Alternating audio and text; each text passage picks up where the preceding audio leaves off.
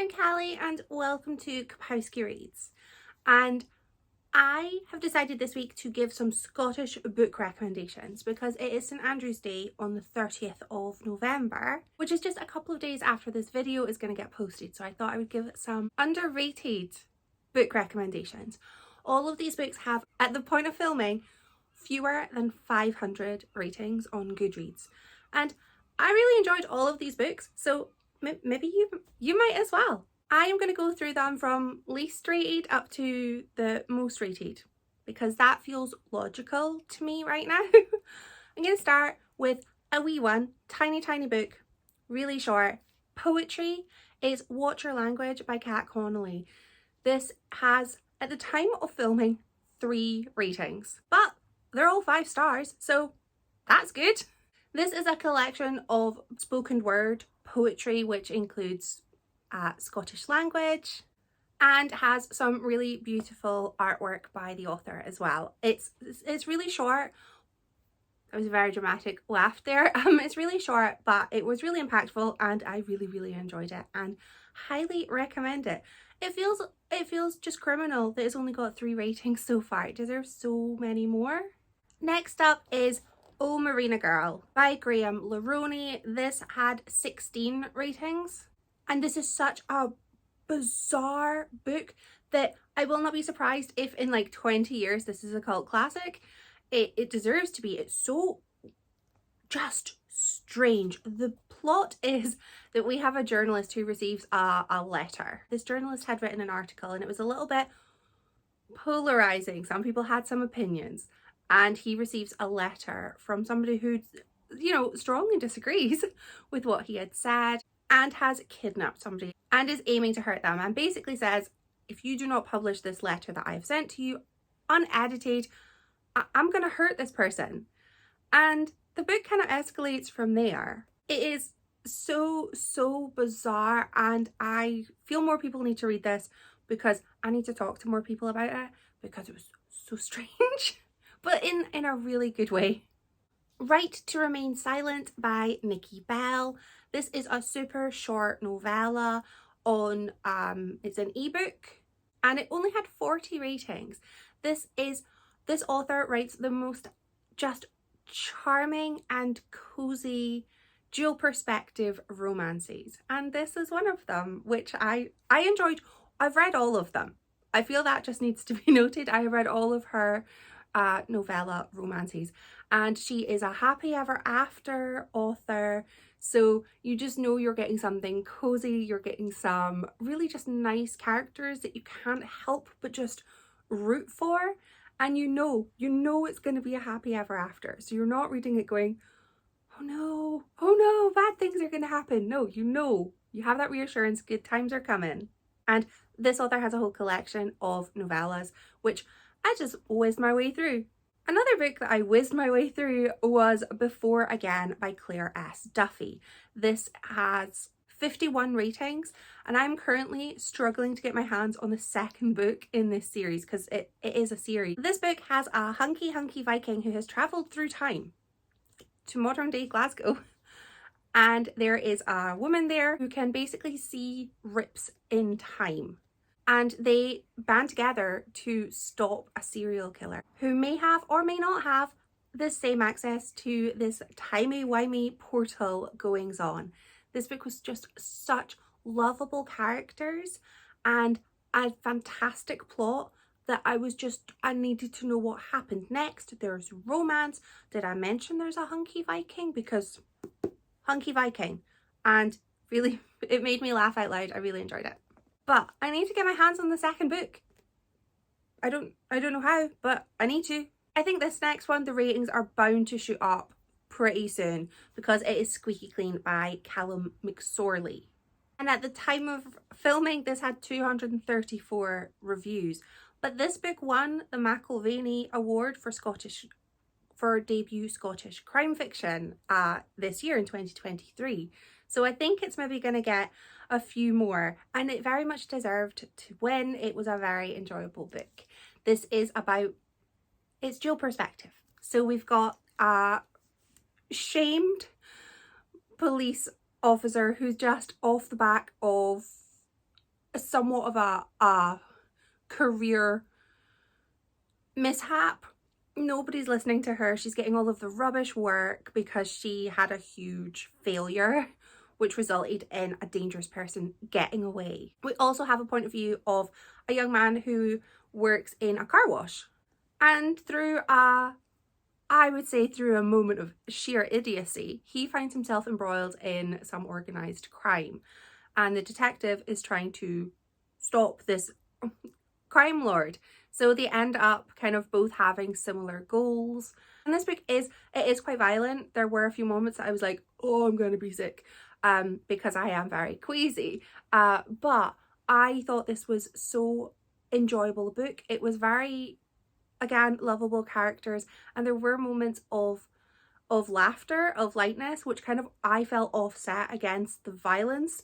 And this book was so tense and very exciting, and I feel it worthy winner, but definitely needs more love. This one I feel is perfect for this season. The Edinburgh Skating Club by Michelle Sloan. This has 268 ratings. I read this last year, maybe this time last year. It is about a woman who has a bet with her friend that she can infiltrate a male-only ice skating society. She is a well-known poet in the 18th century, and she's sort of known for taking these, you know, dares with her, from her friends. There's also a passage through time, so again, dual perspective, where there's a modern day art historian who is trying to work out who this mysterious ice skater is in this painting. And the book kind of touches on something that I'm really interested in, which is women who have been overlooked in history. It's also so charming, the characters again so likable, and it's just a lovely sort of quite cozy autumnal / winter read. My street is ridiculously popular today with cars just being loud, and I hate it because my microphone picks up cars sometimes. So I'm really sorry if you hear some sort of vroom every now and then. Next up is Home by Kaylin Steed.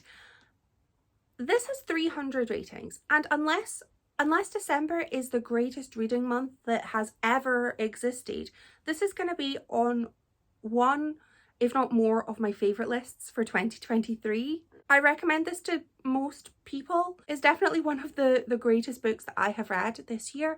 It is about a young woman who has escaped a cult that she was born and raised in, and she's sort of made this whole new life for herself. She's still very young, but then she learns that her sister, who had previously escaped the cult, is back, and she decides to go back and rescue her sister.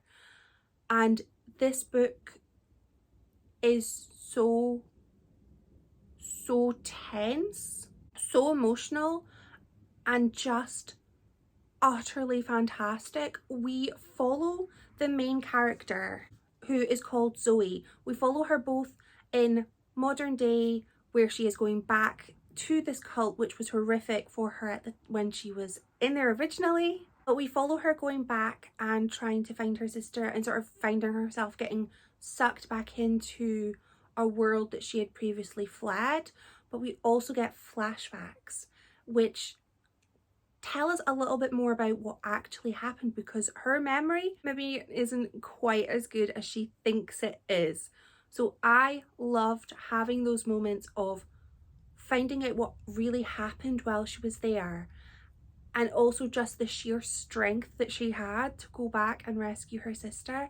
This had me an emotional wreck. It took me ages to read the final few chapters. I couldn't see through my tears. I thought it was just utterly spectacular, and I will not stop talking about how good this book was. The people have to know. It was amazing. I highly recommend this one. Isn't easy reading sometimes though, so if you're not in a good place, then maybe wait until a time that you're feeling like you might be in a good place and then pick it up.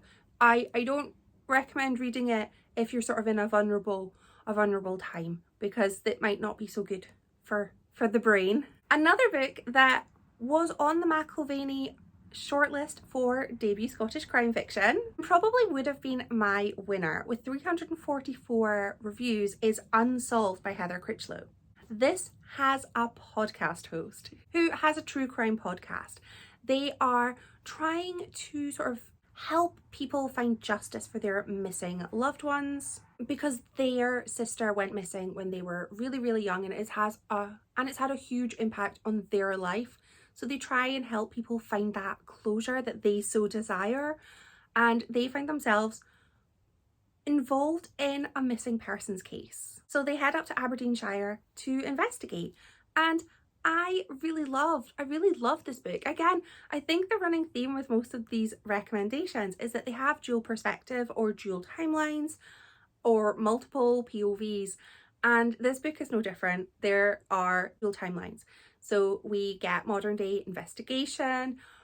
The podcast host, their life is not going as well as you would hope for a person. Everything's kind of on a bit of a downward spiral. So you get to see them kind of the investigation, but also their life just whirlwind out of control. But you also get to read about the missing person. And I loved that. I loved getting to know the person who was missing, because you just had that sort of, there were stakes. I really want to find out what happened to her. Like, I like her, she seemed fun. And it was kind of interesting because it meant that you could try and kind of piece together who done it.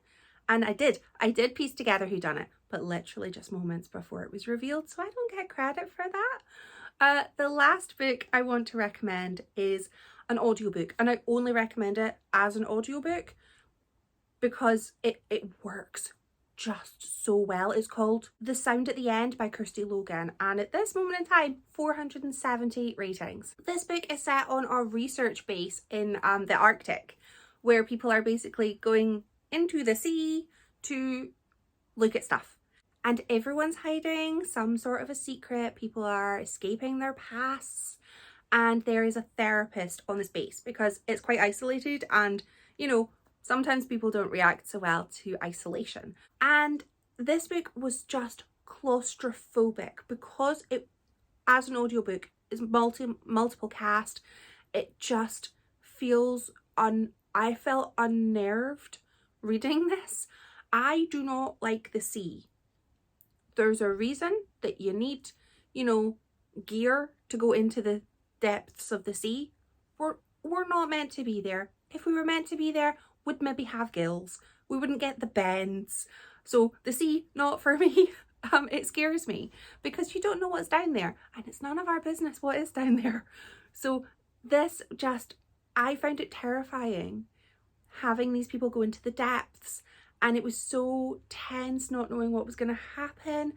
And there was a moment of, it's not overly clear what is happening at times, and the hidden ghosts, they come out, as so often happens when there are secrets being hidden.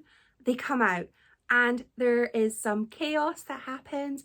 But this book was just so creepy and unusual, and I really recommend it. I actually think that this would be a great book to read in October for, scary season. And I know it's November now, but you could be scared any time of the year. So don't let that stop you. I think this might actually be free on Audible if you have an Audible subscription, perhaps. I highly recommend it. Kirsty Logan is a fantastic author, and this was her creepiest book? I don't know, Things We Say in the Dark might have been creepier, but this for me really had that underwater, just danger everywhere element. Highly recommend it. So these are 9 underrated book gems that I highly recommend. I would love to know if you've read any of these, and if you have any favourite books that you feel are criminally underrated. Let me know in the comments.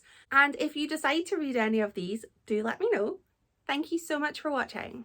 Bye!